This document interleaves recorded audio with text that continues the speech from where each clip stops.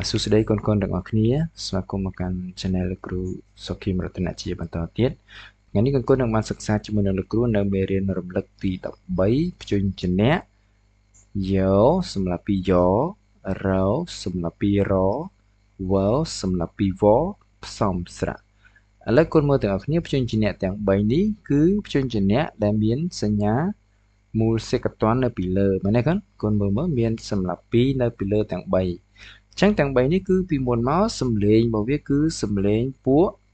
អូណាសំឡេងពួកអូចឹងយោសំឡេងអូរោសំឡេងអូវសំឡេងពួកអូដល់ពេលយើងដូរដាក់ពីលើគឺសញ្ញាថ្មិញកណ្ដោឬហៅថាសញ្ញាមូសេកតនហ្នឹងវាដូរសំឡេងអា3ហ្នឹងទៅជាសំឡេងពួកអវិញមិនទៅសំឡេងពួកអូមិនទៅសំឡេងពួកអកូនបាទកូនបានសិក្សារួចមកហើយណាជាមួយនឹងលោកគ្រូអ្នកគ្រូកូននៅតាមសាលារៀនខ្លួនកូនក៏បានដឹងដែរកូនបានសិក្សាពីថ្នាក់ទី1មកឥឡូវមកចូលដល់មេរៀនរំលឹកនេះគឺនៅក្នុងកម្រិតថ្នាក់ទី2ណាកូនណានៅក្នុងកម្រិតថ្នាក់ទី2សៀវភៅដែលលោកគ្រូបានធ្វើនេះគឺបាទផលិតជាវីដេអូនេះគឺសៀវភៅរបស់ក្រសួងហើយនៅក្នុងកម្រិតថ្នាក់ទី2ឥឡូវកូនសិក្សាជាមួយលោកគ្រូបន្តទៀតណាបាទមួយណាកូនណាមួយ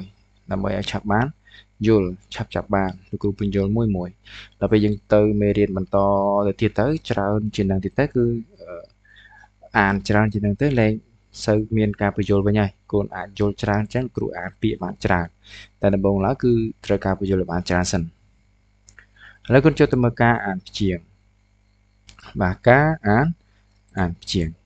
អញ្ចឹងរៀនប្រកបរៀនអានទៅកូនចេះរៀនប្រកបរៀនប្រកបរៀនអានទៅអាចចេះណាកូនណាឥឡូវយើងទៅព្យាង្គទី1គឺព្យាង្គនេះអានថាម៉េចកូនមើលរៀនប្រកបខ្លួនឯងមើលកូនរៀនប្រកបហ្នឹងបាទគឺ verb សម្រាប់ពីវអៅវ៉ៅអញ្ចឹងព្យាង្គហ្នឹងអានថាវ៉ៅបាទចុះបើសិនជាលោកគ្រូអានចង់អានវើសរសេរមិនកូនវើអញ្ចឹងវើតើតើកូនកុំមានសម្រាប់ពីមែនទេតើលុបសម្រាប់ពីចោលអញ្ចឹងវើសំលេងពួកអោនេះសំលេងពួកអោអសវើអញ្ចឹងបើចង់អានវើវើនេះវើនេះវើស្រៈអៅនេះ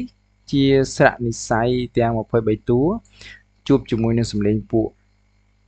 អីគេកូនសំលេងពួកអោគឺវាបានដូរសំលេងពីស្រៈអៅទៅឪអញ្ចឹងវើវើ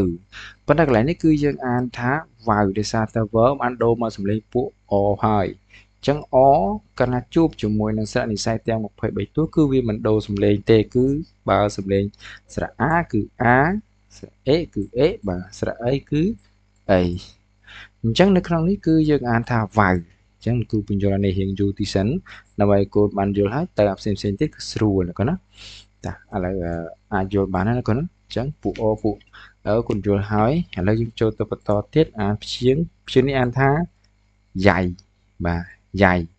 យោសម្រាប់ពីយោអៃយ៉ៃព្យាង្គនេះអានថារៃរសម្រាប់ពីរអៃរៃចុះព្យាង្គនេះអានថាម៉េចកូនអានថាយ៉ាយោសម្រាប់ពីយោអាយ៉ាដល់បានទេកូនយោអាយ៉ាព្យាង្គនេះគឺអានថារ៉ាំរសម្រាប់ពីរអាំរ៉ាំចុះឆ្ងល់ថាហេតុអីបាត់សម្រាប់ពីគឺតាណានេះសម្រាប់ពីកន្លែងនេះបាត់តាណាហេតុអីបានជំនួសដោយស្រៈអូហើយដាក់ស្រៈអាំអញ្ចឹងកូនត្រូវចាំដែរកន្លែងនេះគឺកូនចាំគឺចំណាំការសរសេរការអានកូនត្រូវចាំឲ្យចំណាំថាបើសិនជាសម្រាប់ពីយើងដាក់សម្រាប់ពីកន្លែងនេះដាក់ស្អាមទៀតគឺអត់មានទេគឺមានតែបុកជើងជំនួសដោយសម្រាប់ពីខាងលើនេះមកស្រៈវិញណាកូនណាអញ្ចឹងកូនចំណាំពាក្យថារ៉ាំគឺសរសេរបែបនេះគឺរសម្រាប់ពីរអាំរ៉ាំហើយយើងជំនួសស្រៈអូនេះមកដោយសារមានស្លាបពីនៅពីលើយើងដូរមកដាក់នៅស្រៈអូនេះវិញណាកូនណាបន្តទៀតចូលដល់ព្យាង្គមួយនេះគឺអានថាវោមែនទេវោសម្រាប់ពីវអូវោចុះព្យាង្គនេះអានថាម៉េចកូនអានថាយ៉ាំយោសម្រាប់ពីយោអាំយ៉ាំកូនឃើញទេកន្លែងសម្រាប់ពីហ្នឹងគឺបានដូរដូចកន្លែងរ៉ាំដែរអញ្ចឹងកូនត្រូវចំណាំពាក្យយ៉ាំហើយពាក្យរ៉ាំគឺសរសេរបែបហ្នឹងណាគឺអត់មានសម្រាប់ពីលើទេគឺចំនួនដោយស្រៈអូនេះហើយដាក់ស្រៈអាំធម្មតា ចុះបើលោកគ្រូសរសេរបែបនេះកូនអាចអានតាមម៉េចនេះលោកគ្រូសរសេរបែបនេះនេះសូយ៉ណាកូនណាបាទហើយនេះស្រៈអាំកូនអានតាមម៉េចកូននៅតែអានថាយ៉ាំឬកូនអានថាយំ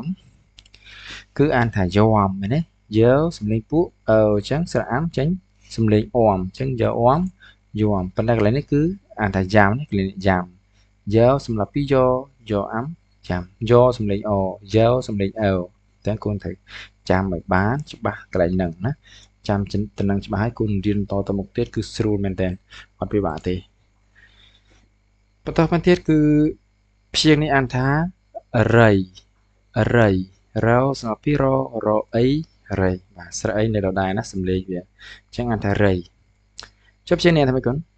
យើសម្រាប់ពីយកនេះស្រៈអីគេស្រៈអូមែនទេស្រៈអូមែនទេស្រៈអូមិនអស់ទេណាកូនអស់នេះអស់តស្រៈមួយនេះស្រៈអេស្រៈអាហើយស្រៈអានេះបានអានថាអស់តែអានេះគឺស្រៈអូនឹងអាចេញអូអញ្ចឹងស្រៈអូយោទៅពីយោអូយូណាកូនណាអានអូយូអញ្ចឹងបន្តទៀតគឺរសម្រាប់ពីរអៅរៅវសម្រាប់ពីវអឺវអឺវើរសម្រាប់ពីរអែរ៉ែរសម្រាប់ពីរអោរោយោសម្រាប់ពីយោអីយាយនេះអានថាយាយនៅកណ្ណាប៉ុន្តែបើកូនអាននឹងសួរច្រឡំនឹងពាក្យនេះបាទដែរសំឡំនឹងព្យាង្គមួយនេះយោយាយពីនេះអានថាយាយដល់ពេលព្យាង្គនេះអានថាយាយយោអីយាយយោអៀយាយចឹងអានេះអានថាយាយនេះអានថាយាយចឹងចែកគ្នាដាច់ណាកូនណាខុសត្រូវសំឡេងគ្នាតិចតួចកូនត្រូវចែកឲ្យដាច់ពេលអាន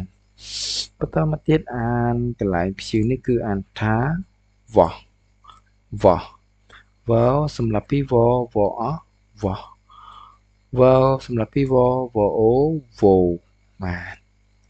អាចអានបានណាកូនណាអញ្ចឹងលោកគ្រូបញ្យល់ដូចជារៀងច្រើនដើម្បីកូនបានស្ដាប់បានចាប់បានថាអ្វីទៅជាពួកអអ្វីទៅជាពួកអហើយរបៀបសរសេរគេសរសេរម៉េចអញ្ចឹងណាដើម្បីកូនបានយល់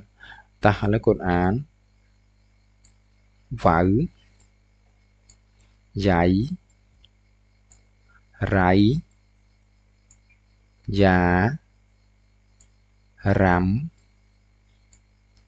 វ៉យ៉ាំ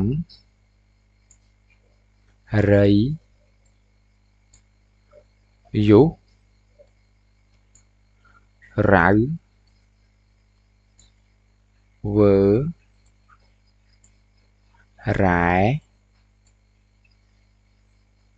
រោយាយ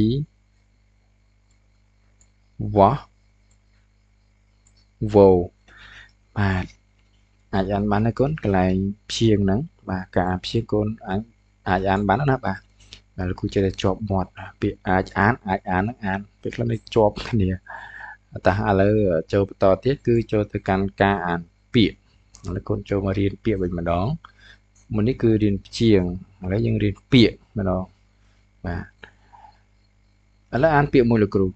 ពីនេះអានថារ៉ាំរៃរយ៉ារយ៉ៃចៅរៅឆៃយ៉ាំពូវ៉ៅរ៉ែរអាយ៉ៃរណារណារអញ្ចឹងកន្លែងនេះគឺ3ព្យាង្គណាសំឡេង3ព្យាង្គចៅវ៉ាតាយ៉ារយាយរយ៉ៃ4ព្យាង្គទៅណារយាយរយ៉ៃបាទពាក្យនេះមានសំឡេងចេញអានទៅគឺឮសំឡេង4ដងណារយាយរយ៉ៃ4ព្យាង្គអញ្ចឹងអាចអានបានទេកូនអាចអានបានហើយឬនៅតាអានជាមួយលោកគ្រូបន្តទៀតម្ដងទៀតហើយកូននឹងអាចចាក់សារដានមើលម្ដងហើយម្ដងទៀតដូចនៅកន្លែងណាដែលកូនអត់ចេះព្យាង្គនេះអានថារ៉ាំរ៉ាពាក្យបាទ ព្យានេះគឺពាក្យគេនិយាយថារ៉ាំរៃពាក្យនេះគឺរយ៉ារយ៉ៃចៅរៅឆៃយ៉ាំពូវ៉ៅរ៉ែរអាយ៉ៃរណារចៅវ៉ាតាយ៉ារយាយរចៃអរគុណដែលកូនបាននៅបន្តមើលវីដេអូលោកគ្រូមកដល់ចំណុចមួយនេះឥឡូវបន្តទៅមុខទៀតលោកគ្រូមានអត្ថបទឲ្យកូនអាន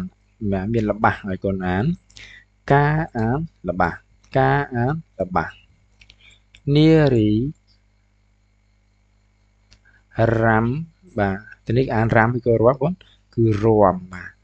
នារីរាំឆៃយ៉ាំបាទនារីរាំឆៃយ៉ាំតាឈុំឈឺរ៉ាំរៃណាកូនណាតាឈុំឈឺរ៉ាំរៃឥឡូវកូនមើលកន្លែងនេះតិចលោកគ្រូពន្យល់កន្លែងនេះបន្តិចកូនមើលណាមិនលោកគ្រូអានច្រឡំដែរគ្រូអានថារ៉ាំតែពិតអត់ទៅណាគឺអានថារាំទៅពេលកន្លែងនេះអានថារ៉ាំវិញដោយសារវាមានអីសម្រាប់2រសម្រាប់2រអាំរ៉ាំចំនួនកន្លែងសម្រាប់2ដល់ស្រអោចំណាំកន្លែងហ្នឹងដល់ពេលកន្លែងនេះគឺអានថារាំរសំលេងអអញ្ចឹងស្រអាំចេញសំលេងអមអញ្ចឹងរអាំរាំអញ្ចឹងនារីរាំឆៃយ៉ាំតាឈុំឈឺរ៉ាំរៃ